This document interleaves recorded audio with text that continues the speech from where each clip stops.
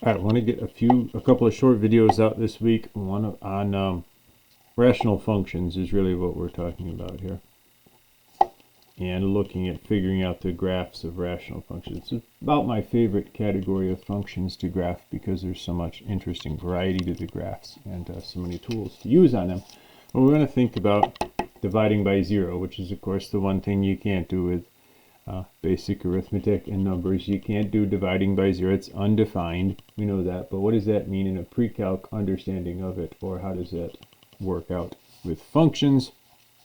Dividing by zero, or something with a zero denominator, is undefined. So if I have 4x squared minus 5x over, I'm going to go ahead and write this in already factored form, so it's pretty obvious what the zeros of the denominator are.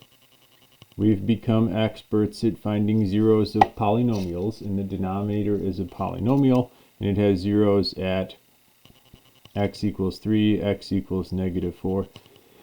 This expression is undefined at those points. That means there is no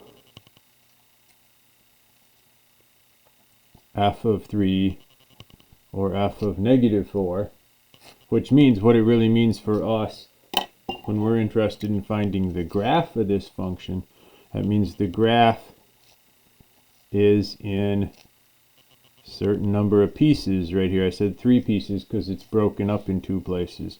Right, whatever's going on this graph, when I'm on this side of negative 4, I have 1 piece. When I'm in between there and 3, I have 1 piece. And when I'm bigger than 3, I have separate pieces. These are gaps where the function's undefined and disconnected at those points. So I really have 3 separate little pieces of the graph to deal with. Can't just connect the dots on these things because the dots don't connect if they're in these different segments.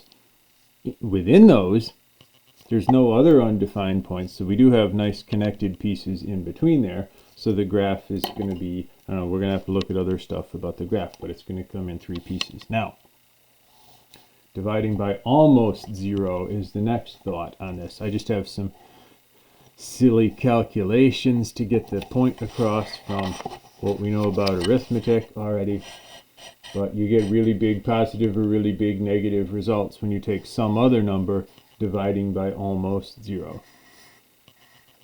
So when we're near a zero,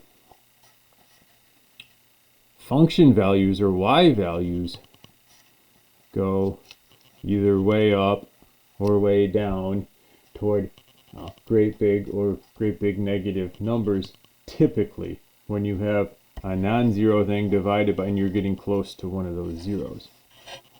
So for the example we were looking at, which had zeros at 3 and negative 4, if I'm near 3 or near negative 4, I'm going to have what's called a vertical asymptote. You'll see vertical asymptotes on the graph. So developing my picture a little bit more with the x-axis and the y-axis, we had zeros at negative 4, zeros of the denominator at negative 4. That's going to be a vertical asymptote, and at 3 is going to be a vertical asymptote. The graph is probably going to go up or down when we get close to this on either side. Now if it's a 0 with regular multiplicity 1 like what we have here, it's going to change signs when it goes past that.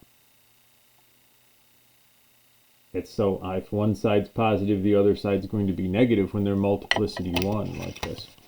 So this graph, which ends up here somewhere, it's going up toward infinity on this side.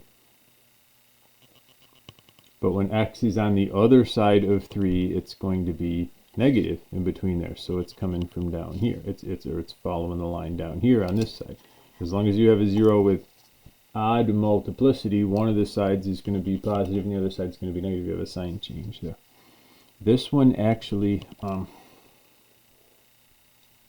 whatever it does in between here, it's going to end up above. This is a little harder to tell, but this asymptote also has a sign change in it. So we got something like this going on. I have to tell what's going on in here.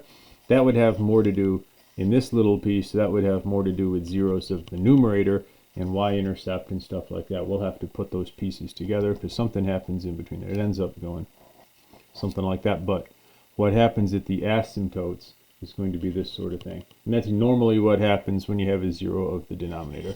The other piece is dividing by.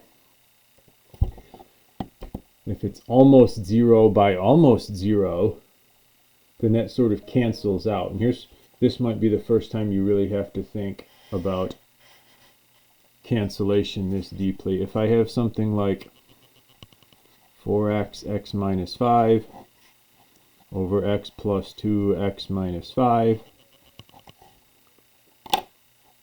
your algebra instincts should tell you that that thing cancels and that this is equal to 4x over x plus 2. If we're thinking of these as functions, we have to think a little bit more about what that equals means in there.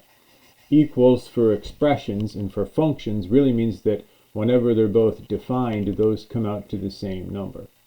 And they do come out to the same number if they're both defined. They come out different if x is 5, because this one's undefined when x is 5. And this is 20 over 7 when x is 5. So there's a difference there. But they're equal anywhere where they're both defined. In the actual domain of this thing, they're equal. So when we cancel like that, we are changing something. We are changing what happens at x equals 5. When this happens, this factor is in both the numerator and denominator. That means you have a 0 of the numerator and a 0, the same number as a 0 of the denominator. It's undefined at that point, but this cancellation takes effect and it leaves a hole in the function. When x is 5, this is 20 over 7. But that point is not really on the graph of this function. So I just made an open circle like a hole right there, because if this is my function, it's undefined when x is 5. But when I'm near 5, I'm dividing almost 0 by almost 0 and they cancel out. So the other values nearby would be just like this thing. Whatever it's doing near this point, it's going to keep doing, but it has a hole in the graph at that value. So if you do all your factoring and you find that there's a factor in the numerator and the denominator, you can cancel them, but you have to remember on your graph that your graph is broken up into one side and the other side with a little hole in it like that when this happens. All right.